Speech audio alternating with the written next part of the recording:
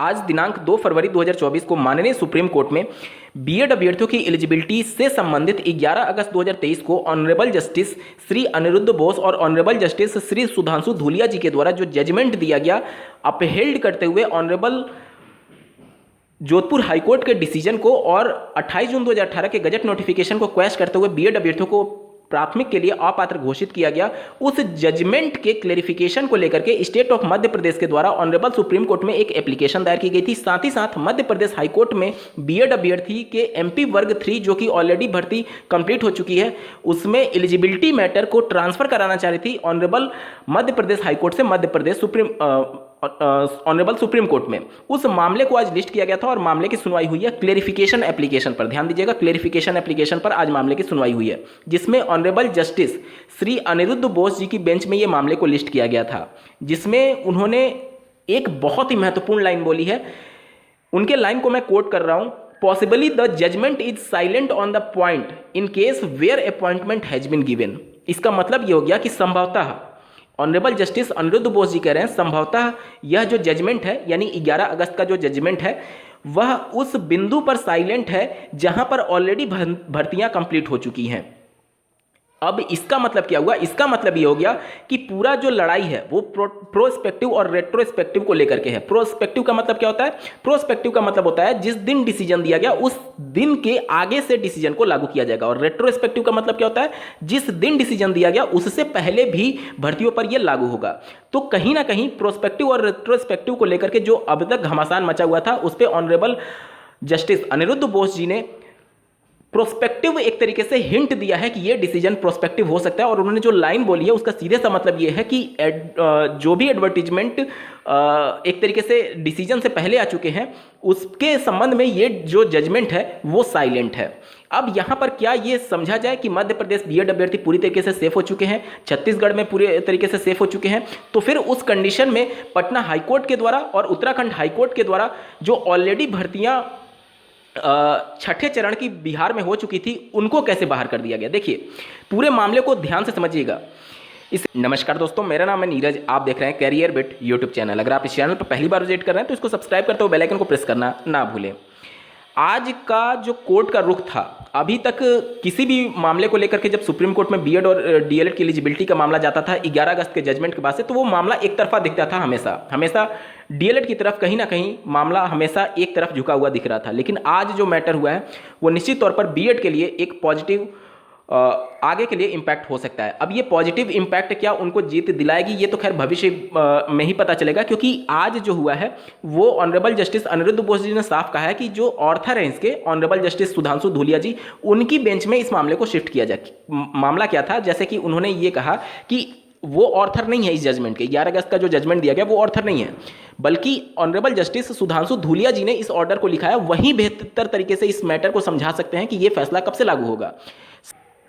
सबसे पहले मैं आपको बता दूं कि जब ये मैटर मध्य प्रदेश से उठ करके सुप्रीम कोर्ट में गया था तो इसमें रिस्पोंडेंट के तौर पर यूनियन भी है, जिसमें सॉलिसिटर जनरल आज इस मामले को रखने के लिए उपस्थित हुए थे, और आज उनका दबदबा निश्चित तौर पर कोर्ट में देखने को मिला है। उनके द्वारा जब बातें बोली जा रही थी तो कहीं ना कहीं उनकी बातों से एग्री होते हुए दिख रहे थे, और जो डीएलएड की तरफ से एडवोकेट थे मीनाक्षी अरोड़ा मैम, उनसे बहुत ज़्यादा सहमत होते हुए नहीं दिख रहे थे। उनका लगातार अपोज किया जा रहा था। जो मीनाक्षी अरोड़ा मैम थी वो लगातार अपोज कर रही थी सॉलिसिटर जनरल की, और साथ ही साथ जो ऑनरेबल जस्टिस थे कि इस मामले को ट्रांसफ़र क्यों करना, क्योंकि सिमिलर मैटर पर ऑलरेडी सुधांशु धूलिया जी ने मैटर को डिसाइड कर रखा है। पूरे मामले को समझिए।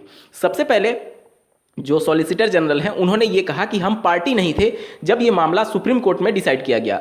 यहाँ पर ऑनरेबल जस्टिस को जो डीएलएड की तरफ से अपना पक्ष रख रही थी मीनाक्षी अरोड़ा मैम, उन्होंने ये बताया कि ये जो मैटर है वो ऑलरेडी इनके द्वारा रखा जा चुका है, जबकि वो कह रहे थे कि हम पार्टी नहीं थे।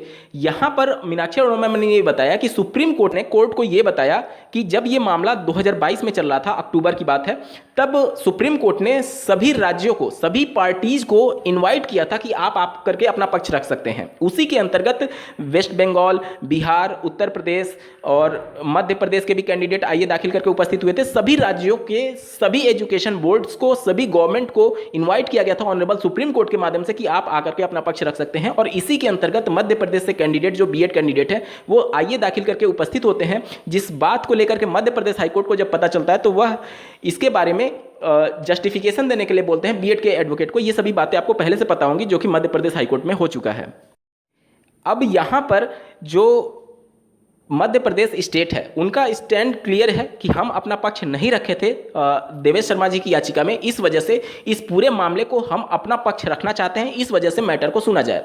वहीं जो डीएलएड की तरफ से एडवोकेट थी, वो अपना पूरा दमखम लगा रही थी ताकि ये मैटर यहीं से डिसाइड हो जाए। उनका साफ तौर पर यह कहना था कि सिमिलर प्रेयर, जो कि अगर आप देखेंगे अर्नब घोष जी की याचिका थी, उसमें भी स्पेशल बेंच बैठी हुई थी, उसमें भी स्पेशल बेंच बैठी हुई थी ऑनरेबल जस्टिस अनिरुद्ध बोस और ऑनरेबल जस्टिस श्री सुधांशु धूलिया जी की, जो कि रजिस्ट्रार के माध्यम से, चीफ जस्टिस ऑफ इंडिया के माध्यम से स्पेशल बेंच गठित किया गया था पर्टिकुलर इस केस के लिए, जिसने जो अर्नब घोष जी की याचिका थी उसे डिसमिस कर दिया। उस याचिका में अगर आप देखेंगे तो उसमें यही प्रेयर किया गया था कि 11 अगस्त के जजमेंट से पहले जिन भी राज्यों में भर्तियां एडवर्टाइज की जा चुकी हैं, उन भर्तियों में बीएड अभ्यर्थियों को पात्र मानने के लिए ऑनरेबल सुप्रीम कोर्ट कोई डायरेक्शन जारी कर दे सभी राज्यों को, जिससे अस्वीकार करते हुए उस याचिका को डिसमिस कर दिया गया था। यहां पर मध्य प्रदेश वाले क्लेरिफिकेशन एप्लीकेशन में जो डीएलएड की तरफ से एडवोकेट थी, वहीं सुप्रीम कोर्ट को बता रही थी कि सिमिलर प्रेयर लेकर के अर्नब घोष जी की याचिका में भी ये मैटर हो चुका है और ये मैटर ऑलरेडी डिसमिस हो चुका है, डिसाइड हो चुका है ऑनरेबल जस्टिस सुधांशु धूलिया जी के माध्यम से। इस वजह से ये उनका जो ऑर्डर था वहीं इस पर लागू कर दिया जाए, जिसे ऑनरेबल सुप्रीम कोर्ट ने साफ तौर पर इनकार कर दिया। साथ ही साथ ऑनरेबल जस्टिस अनिरुद्ध बोस जी के अलावा जो दूसरे ऑनरेबल जस्टिस थे, उन्होंने साफ तौर पर कहा कि अगर उन्होंने मैटर को डिसाइड किया है तो उसी बेंच में मैटर जा रहा है, वो फिर इस मैटर को डिसाइड कर देंगे।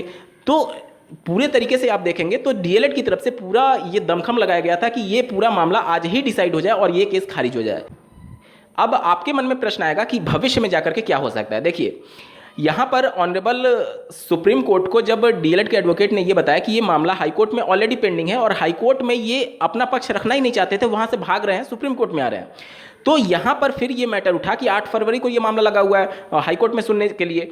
तो फिर जो सॉलिसिटर जनरल हैं, उन्होंने ये कहा कि हाईकोर्ट सुप्रीम कोर्ट से ऊपर थोड़ी है, वो जो मैटर सुप्रीम कोर्ट डिसाइड करेगी वहीं तो हाईकोर्ट लागू करेगी। तो वो 8 फरवरी को लगा है या फिर कब लगा है उससे कोई मतलब नहीं है, यहाँ पर मैटर जो है वो सुप्रीम कोर्ट डिसाइड करेगी और इस पूरे मामले को रजिस्ट्रार के माध्यम से चीफ जस्टिस ऑफ इंडिया के समक्ष रखा जाएगा और उनके द्वारा फिर से एक स्पेशल बेंच बनाने की अपील की गई है ऑनरेबल सुप्रीम कोर्ट के माध्यम से।